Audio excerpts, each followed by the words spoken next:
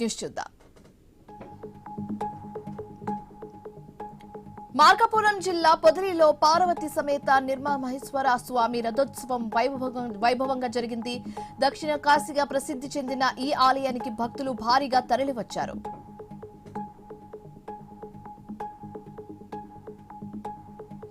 మహబూబాబాద్ కే సముద్రం మున్సిపాలిటీలను ఆదర్శ మున్సిపాలిటీలుగా మారుస్తామన్నారు MLA Murali Naik.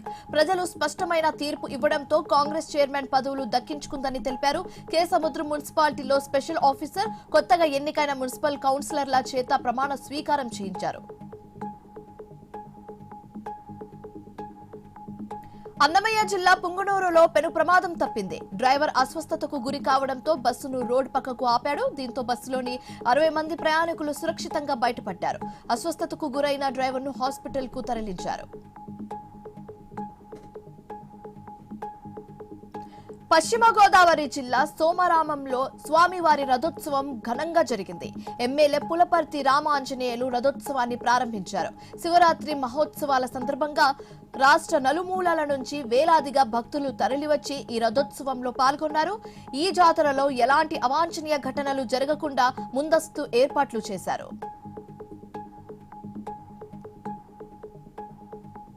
Budget లో అన్ని వర్గాల ప్రజలకు న్యాయం జరిగిందన్నారు ఎమ్మెల్యే బొలిశెట్టి శ్రీనివాస్. రైతుల అభివృద్ధి కూటమి ప్రభుత్వ ప్రధాన ధ్యేయమని అన్నారు. 2027 జూన్ నాటికే పోలవరం ప్రాజెక్టు పూర్తి చేస్తామని తెలిపారు. తల్లికి వందనంతో పాటు సంక్షేమ పథకాలకు భారీగా నిధులు కేటాయించామని చెప్పారు. పేదల సొంతింటి కల నెరవేర్చేందుకు బడ్జెట్ లో ప్రాధాన్యత ఇచ్చారు. విద్య, వైద్య రంగాలకు భారీగా నిధులు కేటాయించారని అన్నారు.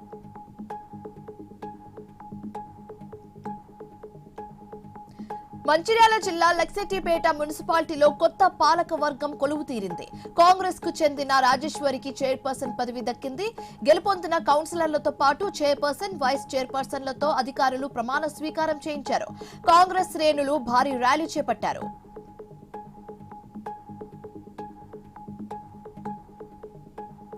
ఆదిలాబాద్ లో కాంగ్రెస్ కార్యకర్తలు సంబరాలు చేసుకున్నారు. మున్సిపల్ పీఠాన్ని దక్కించుకోవడం ఆనందంగా ఉందన్నారు. కాంగ్రెస్ కు సపోర్ట్ చేసిన బీఆర్ఎస్, ఎంఐఎం సభ్యులకు ధన్యవాదాలు తెలిపారు.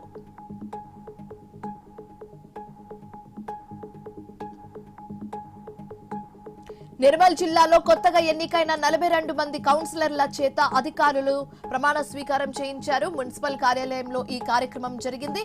మున్సిపల్ చైర్పర్సన్ గా అప్పల కావ్యను, వైస్ చైర్పర్సన్ గా గణేష్ ఎన్నుకున్నారు.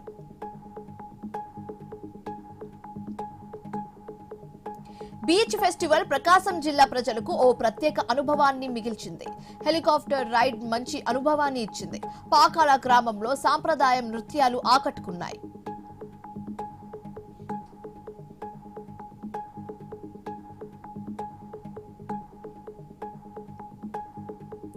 అర్హులకే టిడ్కో గృహాలు అందిస్తామన్నారు కనిగిరి ఎమ్మెల్యే ఉగ్ర నరసింహారెడ్డి.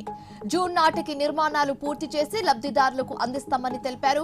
వైసీపీ హయాంలో నిలిచిపోయిన టిడ్కో ఇళ్లను పరిశీలించారు. కూటమి ప్రభుత్వం హయాంలో 80% పైగా టిడ్కో గృహాలు పూర్తి చేశామన్నారు.